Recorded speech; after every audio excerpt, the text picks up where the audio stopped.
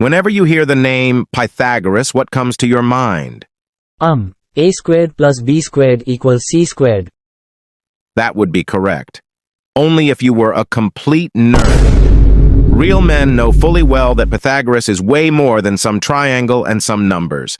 Have you ever so much as sat for even a second to ponder, I wonder what the mind behind this theorem was like? No, of course you don't, because you're fucking lazy. Sorry about that, but it's true.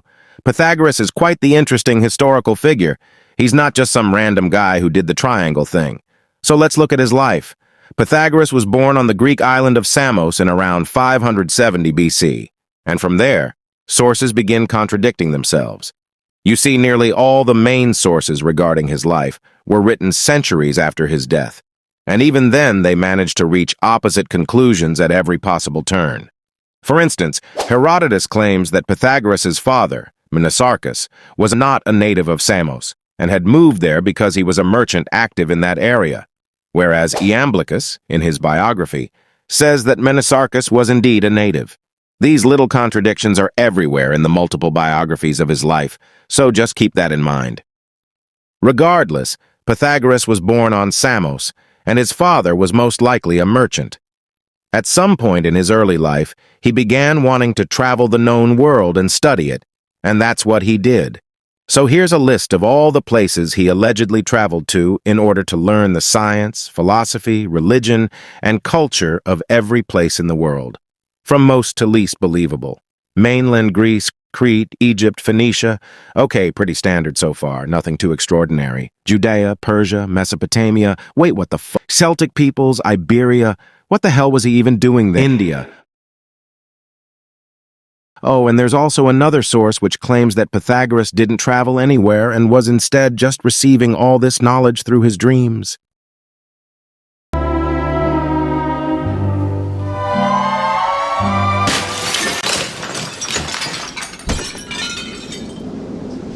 So a good 30 years pass, during which Pythagoras was doing God knows what, but he returns to Samos, a new man, eager to use all that he had learned throughout his travels to create a single school of thought to guide people to a better life.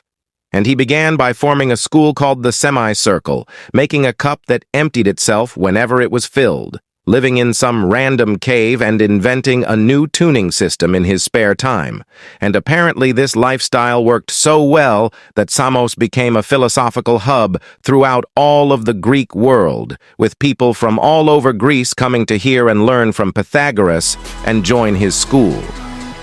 After a few years, however, Samos turned into a tyranny under a man called Polycrates, and Pythagoras, who wasn't really about that dictatorship life, left for the Greek colony of Croton. Only after a few years of living there he had already gotten quite popular, so he, in turn, established a new school of thought in Croton, the Pythagorean school.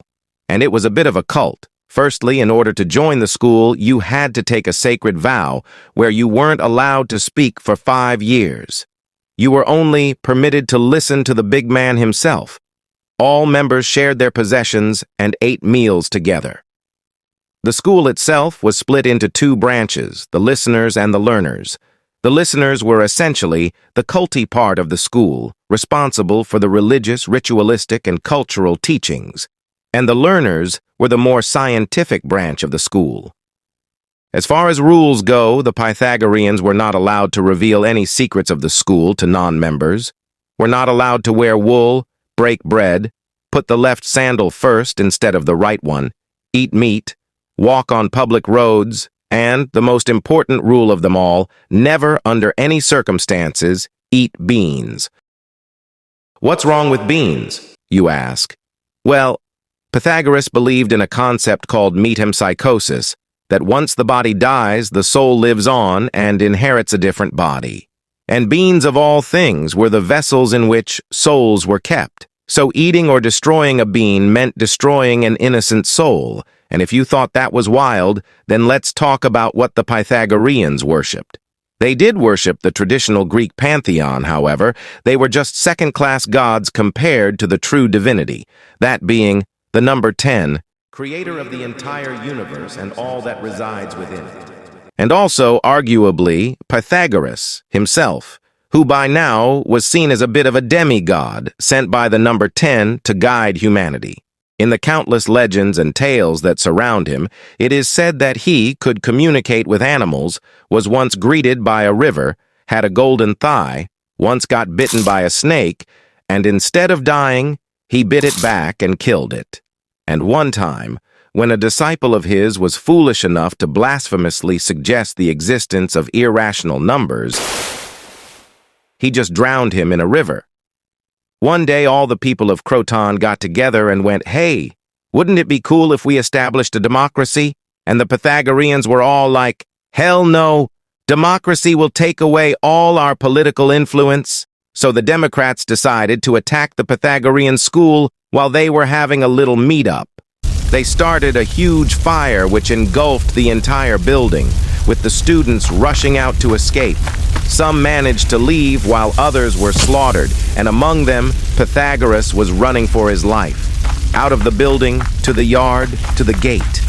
Suddenly he stopped. He couldn't move a step forward. A large field of beans laid in front of him. Pythagoras, unable to bring himself to destroy all those innocent souls by running on them, gave himself up and died for the beans. Or so they say. The more probable story is that Pythagoras wasn't present at all during the attack and instead escaped to some other place where he reestablished his school. Nevertheless, around here is where Pythagoras himself leaves the history books. Mr. Stanley, I think you're forgetting something. What about the triangle thing? Well, apart from some legends which aren't supported by any scholars of any time period, it is unlikely that Pythagoras discovered the theorem himself. There are traces of it that date centuries before his birth. In fact, regarding practical mathematics, Pythagoras was largely uninterested, since he viewed math as a paranormal part of the universe, which was beyond human reason itself. The reason it's called the Pythagorean theorem is probably because any discovery made by his followers, for as long as they were around, was credited to the big man himself. And one of those discoveries was a proof for the theorem. So there you have it. In later history, his teachings would influence many important thinkers, such as Plato and Aristotle. So be sure to mention all this next time you use the theorem in math class. And remember, don't ever eat beans.